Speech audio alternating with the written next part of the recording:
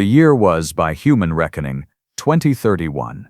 By the reckoning of the Velkathari Research Collective, it was cycle 7441 of continuous interstellar biological survey work, and frankly, nobody in the collective had been surprised by anything in about 3,000 years. You find enough species, catalog enough genomes, watch enough civilizations stumble through their awkward developmental phases, and eventually the universe starts to feel a little predictable. Then someone pointed a scanner at Earth, and the collective's entire senior staff stopped sleeping. Not metaphorically. The Velkathari do sleep, or something close to it, a 6-hour bioluminescent rest cycle that their physicians consider non-negotiable. Chief researcher Amvaris had not completed a full rest cycle in 11 days when she first called the emergency convening. Her second-in-command, a meticulous analyst named Pruith, had not eaten a full meal in 8. The junior researchers, Soli and Bevan, had taken to sleeping in shifts directly beside their scanning equipment, unwilling to leave the data unattended, as if the data might change when no one was watching. It would not change. That was precisely the problem. "Read it again," Amvaris said. Standing at the center of the analysis deck, with her 4 upper limbs crossed and her lower set braced against the floor like she expected the ship to tilt. She had the posture of someone preparing to be told they were wrong, someone hoping to be told they were wrong. Pruith read it again. The numbers were identical. They were always identical. The genome of Homo sapiens, the upright, aggressively optimistic, inexplicably loud species currently dominating the third planet of a medium star in a thoroughly unremarkable spiral arm, contained something that did not, by any known biological law, have any right to be there. Amvaris stared at the readout for a long time. Then she said, very quietly, "Get Dasren." Dasren was the ship's evolutionary biologist, a discipline which, among the Velkathari, was considered slightly less prestigious than atmospheric chemistry, but significantly more prestigious than asteroid taxonomy. He was also, by his own frequent admission, the most skeptical mind on the vessel, a quality Amvaris had always considered his most valuable professional attribute and his most exhausting personal one. If Dasren looked at the data and could not explain it away, then the data could not be explained away. He arrived on the analysis deck with the slightly irritated expression of someone pulled from a task they considered more important. That expression lasted approximately 40 seconds. Then it did something Amvaris had never seen it do in 15 years of working alongside him. It went completely, utterly still. "That's," he started. "Yes," said Pruith. "But that would mean..." "Yes," said Soli. "How long have they?" "As far back as we can sequence," said Bevan from the corner, not looking up from her console, "which is approximately 300,000 years." Dasren sat down on the floor. Not in a chair. On the floor. Amvaris decided this was an entirely appropriate response, and said nothing about it. "Here is what the scanners had found, and I want you to pay close attention, because the Velkathari certainly did, with the kind of attention usually reserved for things that are actively shooting at you. The human genome contains redundancy systems. This is not unusual. Most complex organisms carry backup coding for critical functions, a biological safety net against mutation and damage. What is unusual, profoundly, historically, terrifyingly unusual, is the specific architecture of the human redundancy system, because it is not passive. In every other species the collective had ever catalogued, redundancy sequences sit quietly in the genome and wait. They are inert, patient, dormant, a spare tire in a locked compartment, useful only when something goes catastrophically wrong. The human redundancy sequences are not inert. They are, and this is the word Dasren used when he finally got back off the floor and composed himself enough to speak in full sentences. They are responsive. Not in the way an immune system is responsive, adapting over generations to new threats. The human redundancy sequences respond within a single lifetime. They monitor, they assess, they modify expression based on environmental pressure, psychological state, cumulative physical trauma, and, most disturbingly, a category of input that Pruith spent 3 days trying to categorize before settling on the deeply unsatisfying label of perceived existential necessity. When a human decides at the deepest neurological level that survival is not just preferable but required, when the organism is pushed past every margin that biology would normally consider terminal, something in the base code changes, not mutates. Changes. Deliberately, like a system running a repair protocol that was written by someone who expected the hardware to take a great deal of abuse. Dasren called it the override architecture. The name stuck, partly because it was accurate, and partly because nothing else they tried sounded sufficiently alarming, and the collective's official nomenclature committee, when eventually briefed, felt strongly that the name should reflect the magnitude of what they were dealing with. "Show me the expression cascade again," Omvaris said. Bevan pulled up the sequence on the main display. The collective watched it run. A human subject, selected from the research archive, a female of approximately 30 standard years, designation in the files as Subject 44, had been documented in a survival scenario. The details were not important. What mattered was the physiological readout. What mattered was the moment, 6 hours into the scenario, when conventional biology should have begun the orderly process of organ shutdown, and instead, it reverses, Dasren said, for what was probably the 12th time, still sounding like he did not entirely believe it. The cascade reverses. The body is not shutting down, it is reallocating. It pulls resources from non-critical systems with a precision that our best surgical technology cannot replicate, and it redirects them to whatever function the organism has determined is necessary for immediate survival. And the determination is, he paused, searching for the word, intelligent. It is making intelligent triage decisions. At a cellular level, Pruitt said. At a cellular level, Dasren confirmed. Without any conscious direction from the organism. The organism does not know this is happening, Subject 44 reported, feeling, and I am reading directly from the psychological assessment, quote, really bad, and then suddenly less bad, and then honestly kind of weirdly good, which was confusing. There was a silence on the analysis deck. Soli, who was the youngest member of the team, and therefore still possessed of the capacity to find things funny, even when they were also terrifying, made a sound that was the Velcathari equivalent of a suppressed laugh. Omvaris gave her a look. Soli composed herself. The question, Omvaris said, turning back to the display, is not what it does. We can see what it does. The question is what it is. This was the question that had been keeping everyone awake. Because the override architecture was not an evolved feature, not in any conventional sense. Evolution is a blind process. It does not plan. It does not optimize toward a distant goal. It does not build elegant redundancy systems with responsive logic trees and what Dasren had taken to calling, with increasing discomfort, apparent intentionality. Evolution stumbles onto solutions. It does not engineer them, and the override architecture had very clearly been engineered. Run the comparison, Omvaris said. Pruitt ran the comparison. On the left side of the display, the human genome, with the override architecture highlighted in the deep amber color, the team had assigned to the anomalous sequences that made up, by volume, approximately 8% of the total human genetic code. On the right side of the display, the genomes of the 4 other sapient species currently known to the collective, the Velcathari themselves, the Muir, the Osengi, and the recently contacted Pravik. None of them had anything like it. Not a partial version, not a rudimentary precursor, nothing. The override architecture existed in human DNA and nowhere else in the known biological catalog of 217 surveyed species, and it existed in humans completely, comprehensively, as if it had been inserted whole rather than developed incrementally, which was, Dasren had explained at some length, biologically impossible, unless, Pruitt said carefully. Don't, said Dasren. Someone put it there, Pruitt finished. Dasren put his face in his upper hands. I told you not to say it. It needed to be said. It needed to not be said, actually, because now we have to take it seriously as a hypothesis, and I have spent 40 years building a career on the foundational principle that directed panspermia is a fringe theory for researchers who have given up on rigor. The data does not care about your career, Bevan observed pleasantly.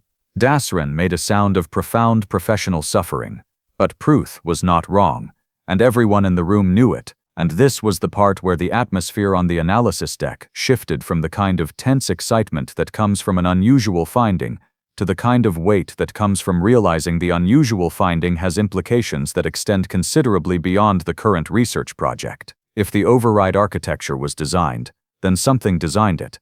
If something designed it, That something had access to human biology at a foundational level at some point in the species' history.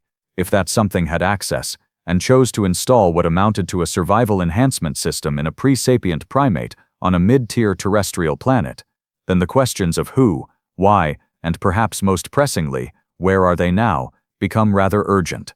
Varus looked at the display for a long time. 8%. 8% of the human genome was something that should not exist, could not have evolved naturally, and appeared to be functioning across every human alive on that planet below them, right now continuously, doing its quiet and extraordinary work, every time a human body was pushed past the edge of what biology would normally permit. How many humans are there currently on the planet's surface, she said. Approximately 9.4 billion, Soli said. Varus did the mental calculation. 9.4 billion organisms, each one carrying the architecture, each one capable of, under sufficient pressure, triggering a cellular-level survival response that had no equivalent anywhere in 217 species of documented life. 9.4 billion active units of something that should not exist. Pull up everything we have on their history, Varus said. Military history, specifically. I want to understand the pressure scenarios this architecture has been field-tested in. Bevan pulled up the files. Another silence fell over the analysis deck. This one was longer. They did that, Dasren said eventually, gesturing at a particular entry. To each other? Frequently, said Pruth. And survived? In notable numbers, yes. Dasren looked at the override architecture readout. He looked at the history files. He looked back at the readout. Whoever built this thing, he said slowly, built it for war. Nobody spoke for a moment after Dasren said that. Then Soli, who had been quietly pulling additional files on the side, said, "It gets worse," in the particular tone of someone who is aware they are about to ruin everyone's remaining sense of security, and is somewhat apologetic about it, but also cannot stop themselves. Define worse, Varus said. I've been cross-referencing the architecture's expression patterns against the historical record, trying to find peak activation events, moments in human history where the physiological data, cross-matched with documented survival accounts, suggests the override was running at maximum capacity across large population groups simultaneously, and Soli turned her console screen toward the group. It has been getting stronger. This required a moment to process. Pruth processed it first. Because Pruth processed everything first, it was both her greatest professional asset and the reason nobody wanted to sit next to her at briefings. You mean the architecture is evolving? I mean it is optimizing, Soli said. Which is different. Evolution is random. This is not random. Each generation, the response threshold drops slightly. The reallocation speed increases slightly. The recovery window shortens. It is as if the system is running updates. Dasren, who had just managed to sit in an actual chair after his earlier floor episode, stood back up. That is not possible. I have been saying that about everything today, Bevan noted from her corner, and it has not yet made anything impossible. Dasren sat back down. The data was, to use a precise scientific term, deeply unsettling. The override architecture was not static. It was not a fixed installation left in the genome like a monument, unchanging across millennia. It was active in the generational sense as well. Each human population that had experienced sustained extreme pressure over multiple generations showed measurably enhanced architecture performance compared to populations that had lived in prolonged stability. The system was learning from the species' experiences. It was incorporating data from 300,000 years of human history and adjusting its parameters accordingly. Whoever had designed it had apparently anticipated that the species would have a great deal of history. Pull the current generation baseline, Varus said. Soli pulled it. The current generation of humans, the ones alive right now on that blue-green planet, showed the highest architecture performance metrics in the entire recorded sequence. They were, by the measurement of this particular extraordinary system, the most capable humans who had ever lived, and they had absolutely no idea. They think they're ordinary, Pruth said softly, looking at the readout. They have no idea what's running inside them. They think their species' history of surviving impossible situations is luck, Dasren said, and his voice had moved from professional distress into something that sounded almost like reluctant wonder, or willpower. Or what do they call it? The human spirit. They wrote poetry about it, Soli said. Of course they did, said Dasrin. Omvaris stepped close to the main display, studying the architecture's current optimization curve. She had commanded research vessels for 30 years. She had seen things that rewrote biology textbooks, stumbled onto phenomena that kept collective scientists occupied for decades, filed reports that generated emergency convocations at the highest levels of interstellar governance. She was not, by any reasonable definition, easily impressed. She was impressed. The builder question, she said. Where are we on that? Nowhere good, Pruth said, which was her standard opening for delivering information that was technically a finding but felt more like a warning. She brought up a secondary analysis window, showing a structural breakdown of the architecture's foundational code. I've been trying to identify design signatures, the way a technology carries the fingerprints of its creators. Every piece of engineering, biological or mechanical, reflects the problem-solving logic of the mind that built it, and different civilizations solve problems differently. And the architecture's design logic is consistent internally. It has a unified engineering philosophy throughout, which tells us it was built by a single civilization rather than assembled from multiple sources. The optimization protocols follow a specific hierarchical priority system: survival first, cognitive function second, physical capacity third, pain suppression last. It is clearly prioritized by a mind that understood exactly what kinds of scenarios the organism would face, and in what order those things would become important. That sounds like someone who had seen a lot of combat, Dasrin said. That sounds like someone who had seen a lot of everything. Pruth corrected. The architecture accounts for toxin exposure, extreme temperature variance, atmospheric pressure changes, radiation damage, prolonged starvation, severe blood loss, blunt trauma, and, this is the part that kept me occupied for most of yesterday, psychological collapse. Explain that one, Omvaris said. There are sequences in the architecture specifically targeting neurological function under conditions of extreme grief, hopelessness, or what the humans themselves would call the will to die. The system does not just maintain the body, it actively counteracts the mind's attempts to surrender. There are humans who have described reaching a point of absolute internal darkness, a complete cessation of the desire to continue, and then feeling something shift without any external cause, something that pulled them back. They attribute it to various things: faith, instinct, the thought of people they love. Pruth paused. It was the architecture, she said. It would not let them go. The analysis deck was very quiet. Even Bevan had stopped typing.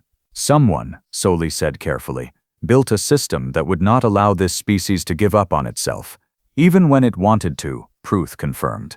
Dasren, to no one's particular surprise, had to stand up again. He walked to the observation port and looked out at the planet, which hung in the display window with the serene indifference of a celestial body that had no idea it was currently the subject of the most significant biological discovery in Velkathari history. It was a pretty planet, blue and white and green, placid-looking from this distance, which Dasrin now found somewhat misleading.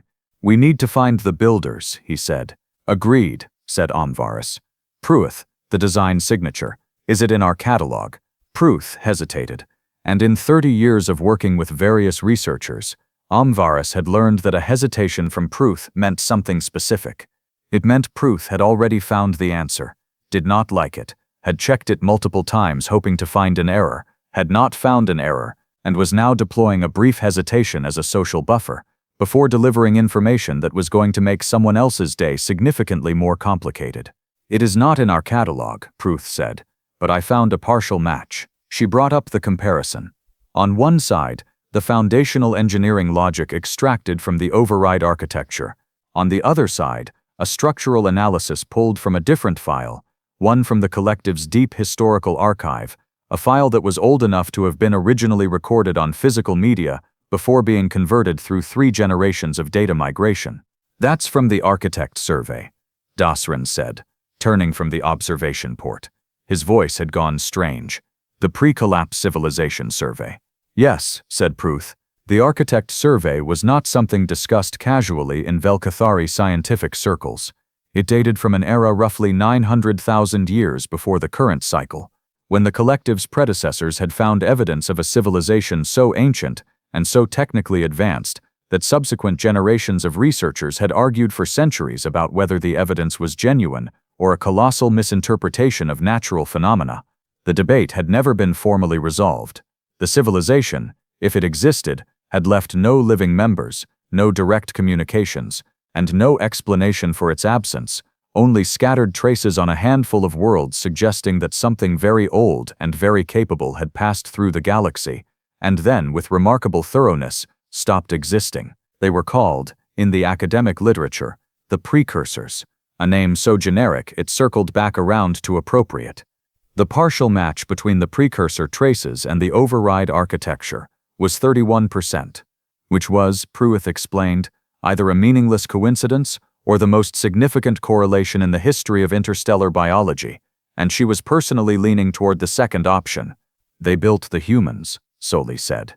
Not as a question. They built something into the humans, Amvaris corrected. We don't know the full scope. We know they were thorough, Dasran said. He was looking at the planet again. 900,000 years ago, give or take, something older than our civilization looked at this world, or looked at the proto-species that would eventually become what's down there, and decided to invest in it, decided to install a survival engine in the genome of an upright primate that at the time was probably still figuring out how to make fire reliably.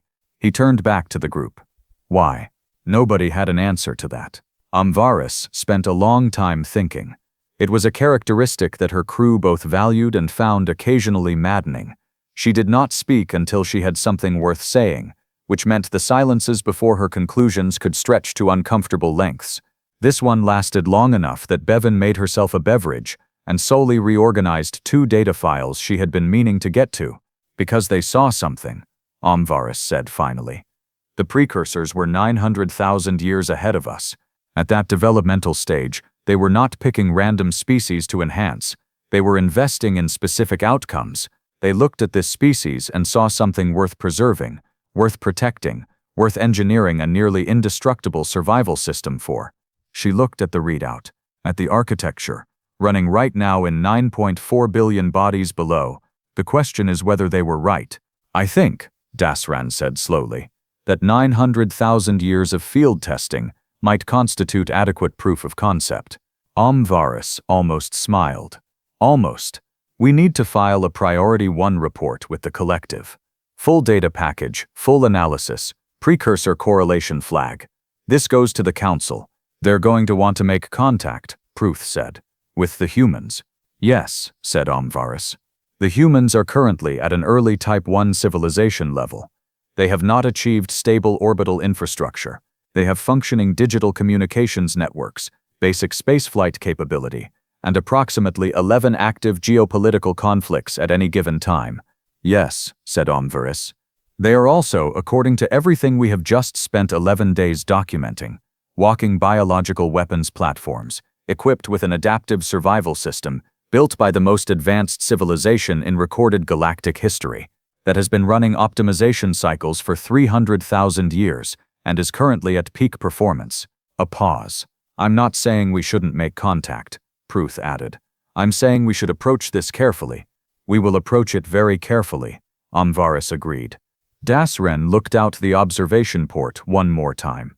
Down there, right now, roughly 9.4 billion humans were going about their days, eating, arguing, falling in love, building things, breaking things, writing poetry about resilience and survival, and the stubborn refusal to quit.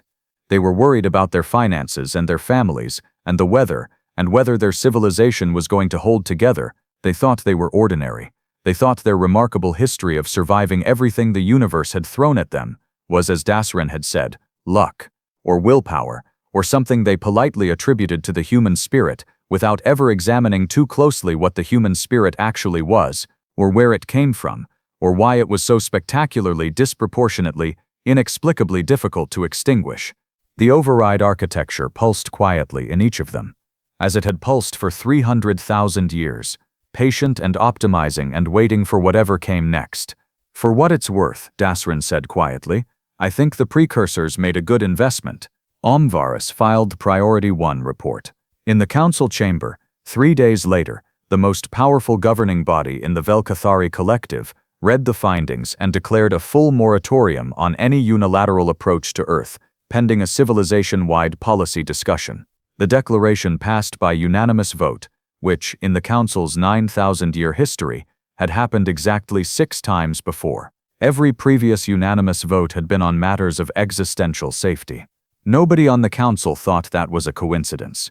Down on Earth, a woman named Tomakai, sitting in a hospital in Lagos after an accident that should have killed her and demonstrably had not, told the attending physician that she honestly had no idea how she was still there.